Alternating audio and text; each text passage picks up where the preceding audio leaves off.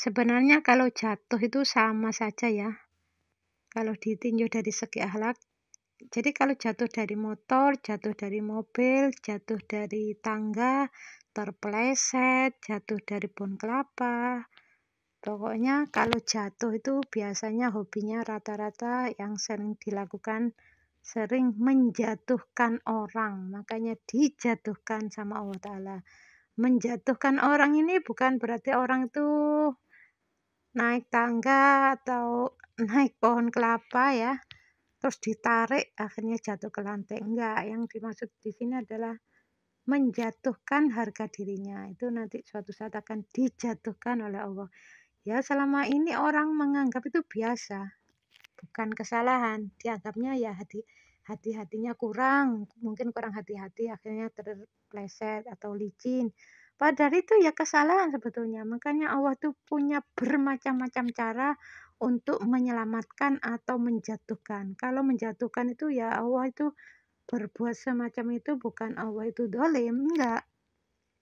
Ayatnya sudah jelas, kalau musibah itu akibat dari perbuatanmu, berarti kalau kamu jatuh, itu akibat dari perbuatanmu dulu yang hobimu itu memang dikit-dikit juga menjatuhkan harga diri orang. Jadi menjatuhkan harga diri itu, oh si anu itu memang anu, nah itu namanya menjatuhkan. Jadi kalau usia di bawah 45 itu biasanya hubungannya dengan orang tua. Kalau di atas 45 biasanya dengan pasangan. Jadi kalau orang terpleset itu bukan karena licin kamar mandinya, bukan. Ya memang dibuat begitu sama Allah Ta'ala. Makanya di rumahnya sudah digosok berulang kali licin, gak mungkin jatuh. Akhirnya ke rumah saudaranya terpleset. Padahal satu rumah gak ada yang terpleset. Adiknya tuh satu rumah gak ada yang terpleset. Suaminya, terus anak-anaknya, tapi dirinya sendiri ke situ padahal sudah dijaga. Kalau rumahnya itu nggak licin nggak mungkin terpleset, ternyata pas datang ke rumah adiknya masuk kamar mandi terpleset, padahal satu rumah itu yang nggak ada yang terpleset. Ya alasannya karena licin apa ya, memang dibuat begitu sama Allah Ta'ala, dijatuhkan. Siapapun yang menjatuhkan orang makanya dijatuhkan oleh Allah. Ya maksudnya Allah itu ya sayang ya pada hambanya agar dosa ini tidak lanjut ke akhirat, supaya diputus di dunia saja agar tidak lanjut. Kalau menurut di surat Sajadah ya, aku timpakan siksa kecil di dunia yang berupa sakit sebelum siksa besar di akhirat. Jadi siksa kecil yang berupa sakit itu sebetulnya neraka dunia tuh ada, neraka akhirat ada, neraka dunia ada. Neraka dunia bentuknya ya sakit itu. Sebelum lanjut masuk ke neraka yang beneran di akhirat, ya harus diputus. Cara mutusnya ya harus mohon ampun. Misalnya kalau yang sakit itu di daerah mulut, berarti sariawan ya yang dimohonkan ampun ya tobat agar kata-katanya tidak pedas supaya tidak sariawan. Kalau selama ini sering menjatuhkan orang, mohon ampun pada Allah tidak akan menjatuhkan harga diri orang lagi. Ya akhirnya ya diberikan keselamatan, diampuni, berarti nggak lanjut sampai di akhirat siksanya, hanya di dunia saja. Jadi di dunia ini sakit akibat dari perbuatan yang kita lakukan belum dimohonkan ampun. Kalau sudah dimohonkan ampun ya insya Allah tidak akan kena seperti itu. Karena Bunda pernah membuktikan ya, ada seorang ibu pakai jubah, naik motor istilah Jawanya keserimpet akhirnya jatuh. Makanya saya mikirnya, saya pakai jubah seperti ibu itu apa jatuh. Ternyata pas pulang dari pasar ya keserimpet juga persis ibu itu, tapi kok Bunda nggak jatuh. Anak Bunda itu langsung noleh ke kiri, tangan Bunda dipegangi, akhirnya Bunda nggak jatuh. Saya mikirnya gini, oh gitu ya caranya Allah itu menyelamatkan hambanya. Jadi tapi sebelumnya itu Bunda sudah siap-siap baca istighfar, mohon ampun, ya Allah ampuni dosaku ya Allah. Kalau dulu sewaktu remaja sering menjatuhkan harga diri orang, barangkali aku lupa. Pokoknya kalau ada dosa yang berhubungan dengan menjatuhkan itu saya mohonkan ampun itu terus menerus sampai beberapa bulan. Nah setelah itu siap pakai jubah, itu nyerimpet, ya persis orang itu ya mau jatuh, sebetulnya jatuh, seharusnya jatuh kan, nyerimpet, istilah Jawanya nyerimpet. Ya akhirnya nggak jadi jatuh karena Allah itu mengirim, jadi Allah itu menyelamatkan Bunda lewat anak Bunda. Anak Bunda itu langsung noleh ke kiri, terus tangan Bunda dipegangi, ya akhirnya Bunda nggak jadi jatuh. Jadi kalau memang orang itu jatuh, seharusnya kan Allah itu menyelamatkan. Bagaimana caranya supaya nggak jatuh kan gitu kan, Allah itu Maha Kuasa, Allah itu punya bermacam-macam cara untuk menyelamatkan. Tapi mengapa kok dibiarkan di situ ada lubang, dibiarkan akhirnya terpelosok jatuh ke situ. Allah itu tahu kalau di situ ada lubang, mengapa kok dibiarkan? Ya memang karena ada dosa dia yang belum dimohonkan ampun. Kalau sudah dimohonkan ampun ternyata terbukti ya Allah itu menyelamatkan. Oh ini orang ini sudah mohon ampun dari kesalahannya. Di situ ada lubang. Ya akhirnya ada yang memberitahu. Seperti Bunda ini mau ke masjid itu Pak Su langsung gini. Kemarin ada orang terpeleset jatuh. Hati-hati kalau ke masjid. Oh iya terima kasih. Kadang-kadang enggak ada yang mengingatkan. Terus tiba-tiba langsung berhenti saja Bunda. Oh ini ada kotorannya kucing ya. Ada orang itu yang kotoran kucing itu langsung diinjak. Sebetulnya dari rumah tuh nggak tahu kalau di situ ada kotoran kucing. Ya tiba-tiba langsung berhenti, langsung lihat di bawah. Padahal ya nggak bau, maksudnya langsung mata ini langsung lihat ke bawah. Kenapa? Allah yang mengirim, Allah yang memberitahu di situ ada kotorannya kucing. Jadi pokoknya dosa itu sesuatu yang nggak nyaman, itu dosa. Kalau Bunda ini setiap harinya lebih banyak baca istighfar ya daripada sholawat. Karena setiap harinya ini kan Bunda nggak tahu yang keluar dari mulut Bunda ini, ya kadang-kadang menurut Bunda itu ya nggak apa-apa, ternyata ya bisa saja menurut Allah itu salah. Ya kita ini kan nggak tahu. Makanya harus hati-hati dan perbanyak baca istighfar ya. Ya mudah-mudahan video ini ada manfaatnya. Ini ada yang tanya stroke ringan dan stroke berat itu apa bedanya Bunda? Kalau jatuh terperosok itu akhlak apa yang harus diperbaiki? Terus ini ada pertanyaan dari Ibu Susilowati, ini sudah 3 tahun nggak bisa jalan, sudah periksa ke dokter, sudah ganti-ganti dokter, analisa dokter, katanya keropos tulang. Ya karena biasanya kalau analisa dokter ya, kalau keropos tulang itu biasanya kekurangan kalsium.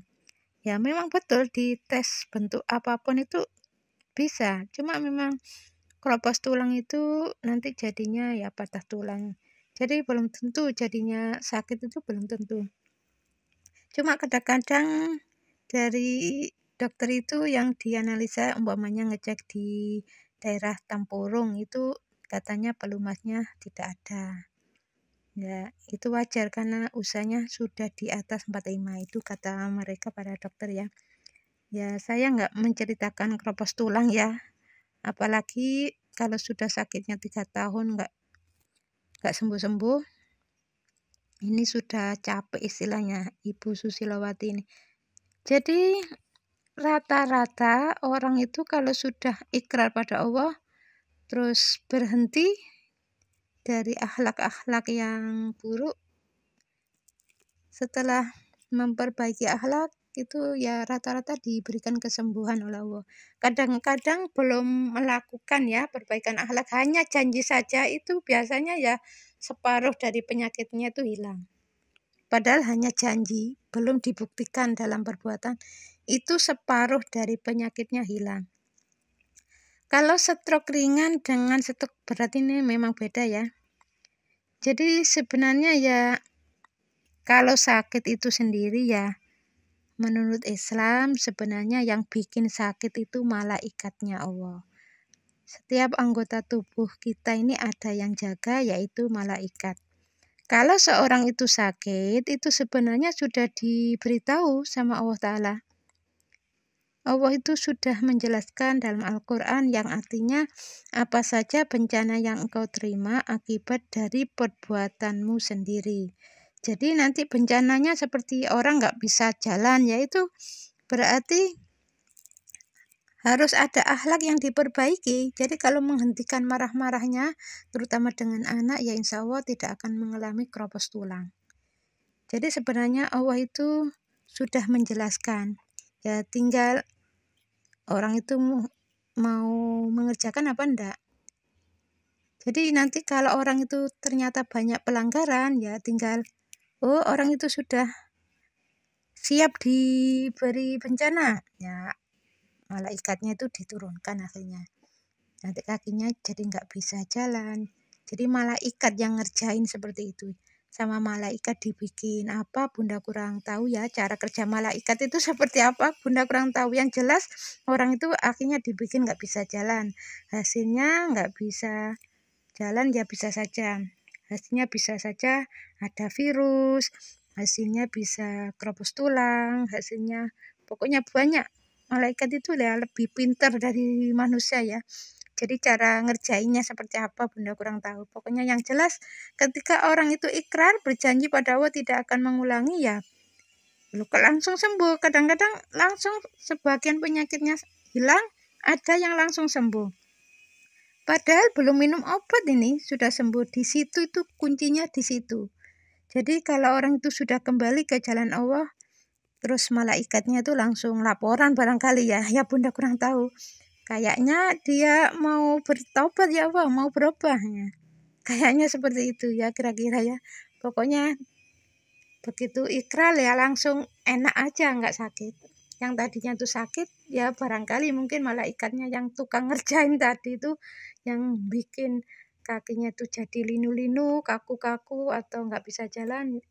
Bisa saja malaikatnya itu sudah pergi ya. Kalau sudah pergi malaikatnya kan nggak ada yang ngerjain seperti itu kan, dia nggak sakit ya, barangkali seperti itu ya. Pokoknya kalau sudah ikrar berjanji tidak akan mengulangi lagi akhlak yang nggak baik itu ya, biasanya diberikan kesembuhan oleh Allah. Mengenai stroke ringan dan stroke berat ini, kalau stroke ringan itu biasanya setiap ketemu orang itu langsung yang didahulukan itu biasanya suudzonnya.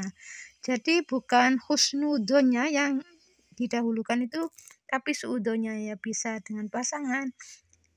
Kalau dokter mengatakan stroke ringan ya, kalau ditinjau dari segi akhlak yang didahulukan ini biasanya suudzonnya daripada husnudzonnya ya, terutama dengan pasangan ya. Jadi misalnya pasangannya ini dimintai tolong mijitin ya, terus pasangannya nggak mau, langsung yang muncul suudzonnya ya, seringkali seperti itu. Jadi rata-rata stroke itu memang pemicunya dari istri. Makanya Bunda masih belum pernah ketemu ya anak usia 21 tahun, 25 tahun yang belum menikah kena stroke, itu belum pernah ketemu. Tapi kalau diabetes ya pernah ketemu. Tapi kalau stroke belum, karena pemicunya itu biasanya memang istri. Jadi rata-rata yang saya amati pokoknya kalau istrinya tuh anteng, penurut, sabar, nggak mungkin suaminya tuh kena stroke. Yang saya amati rata-rata yang suaminya kena stroke itu karena istrinya tuh memang cerewet ya istilahnya. Jadi kalau di rumah itu sering marah, makanya suaminya juga mau marah ini takut jadi rame karena istrinya sudah sering marah-marah, akhirnya disimpan. Ya, marah-marah yang disimpan seperti ini suatu saat akan meledak jadi stroke. Jadi antara marah yang dikeluarkan dengan marah yang disimpan itu lebih banyak marah yang disimpan. Jadi kalau dengan pasangannya itu biasanya seringkali yang muncul dulu itu suudzonnya. Jadi misalnya disuruh mijitin nggak mau, itu yang muncul suudzonnya langsung biasanya marah, tapi marahnya disimpan sambil jari-jari tangannya gegem gini. Suatu saat akan meledak jadi stroke.